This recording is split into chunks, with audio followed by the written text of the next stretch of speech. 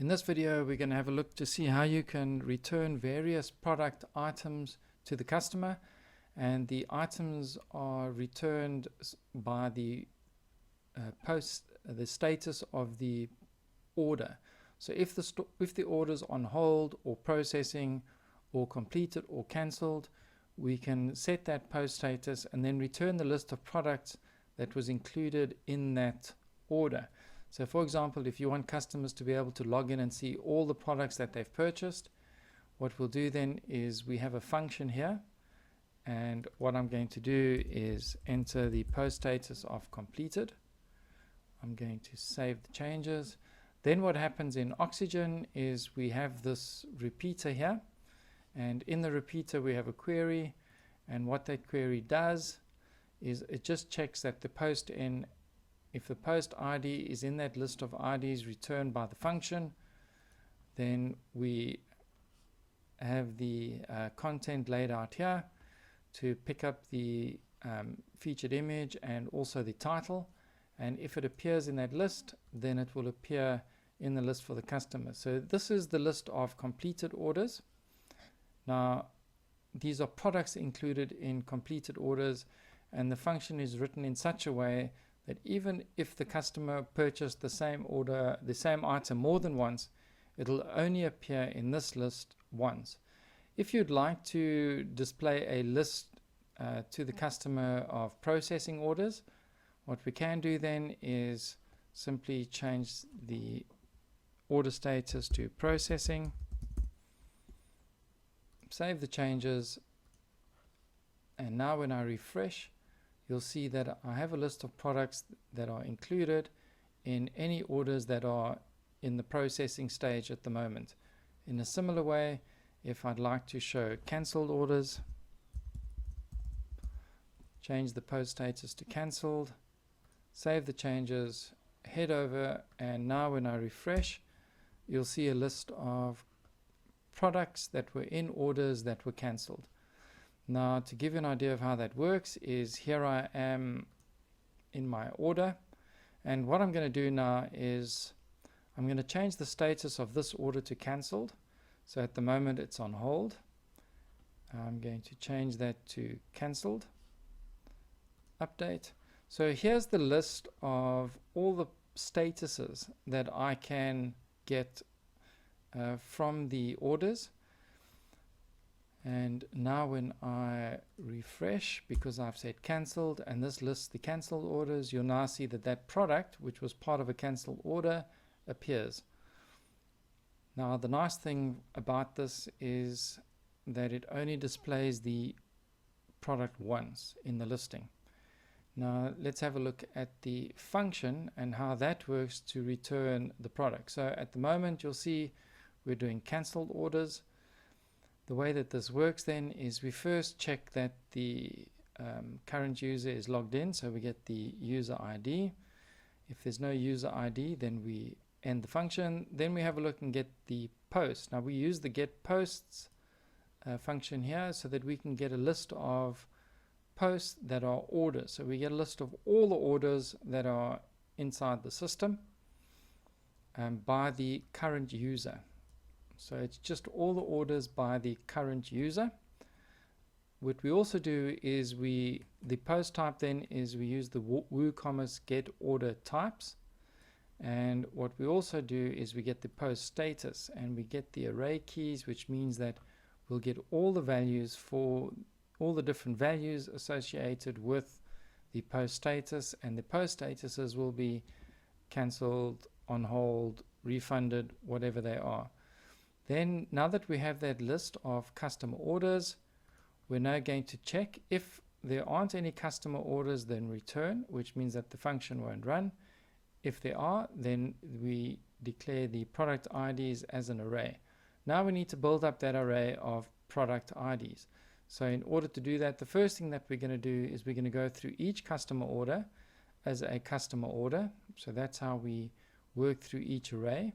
First thing we do then is we go order, get orders. So now we're going to get the meta values for the order, and we do that by the customer order ID, and the ID is returned by customer orders. Then what we do is we then get the order status. Now that we have the meta values, we can say order status equals order, and that's how we get the status value.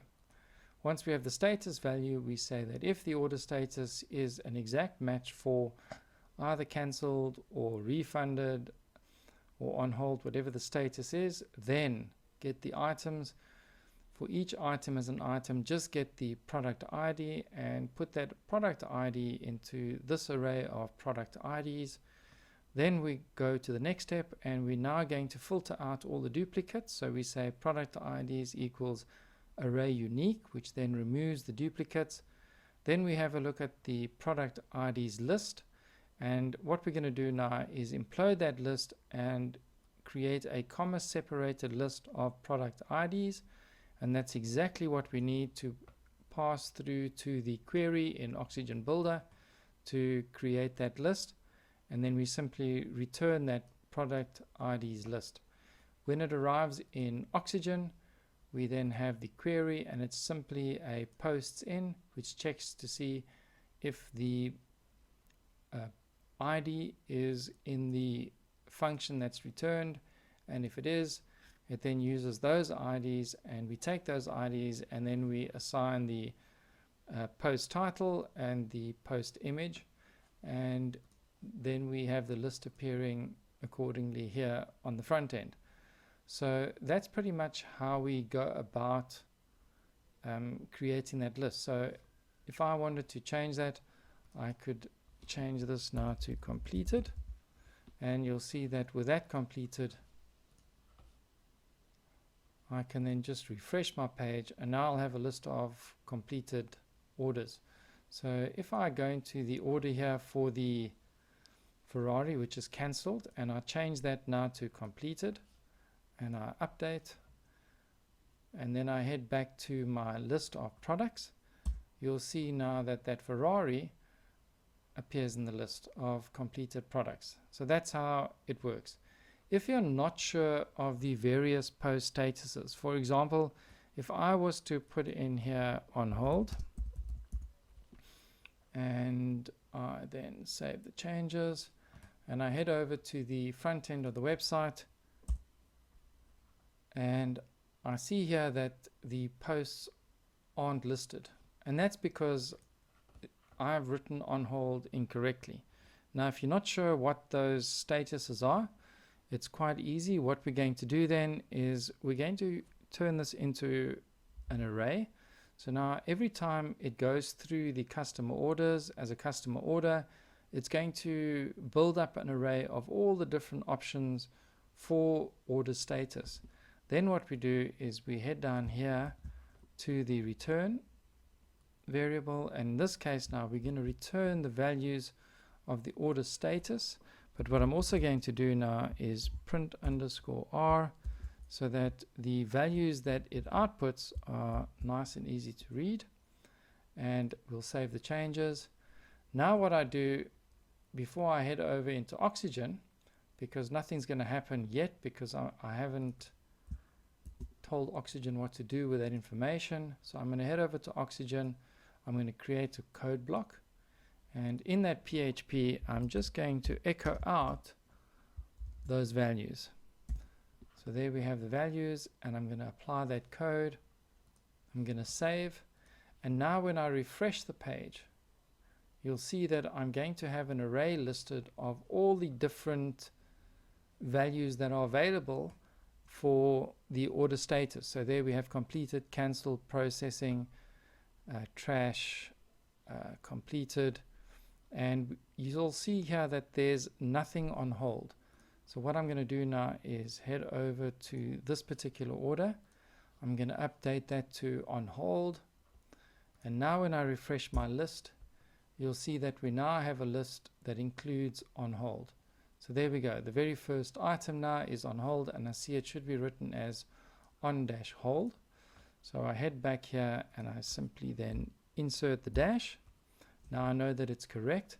I then change the order status back to the variable that it was, and I echo out that list as it was originally with the product IDs list. I save the changes, and now when I refresh the page, you'll see that I get a list of products that are on hold, and there's only one, which is the Ferrari.